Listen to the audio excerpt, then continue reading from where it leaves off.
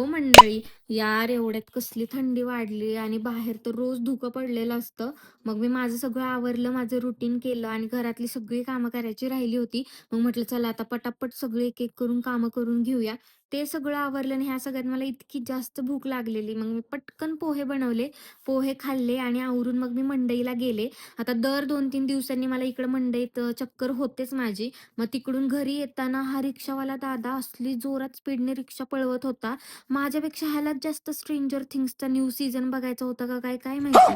आणि नंतर तर ह्यांनी रॉंग साईडलाच गाडी घातली आणि खत्म. तिकडून जोरात स्पीडने पळवत होते. येणं-जाणारा प्रत्येक जण हात करत होता यांना आणि माझी तर फटून म्हणजे हातातच आली होती यार. असलं डेंजर यांनी पळवली गाडी.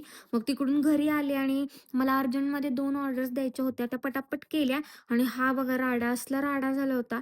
पण आता काय मलाच तो आवरायचा होता. मग पटापट सगळं आवरायला घेतलं, सगळं जागच्या जागी ठेवून दिलं आणि मग मस्तपैकी माझी आवडती सीरीज लावली आणि ते बघत-बघत माझा दिवस गेला. बाय.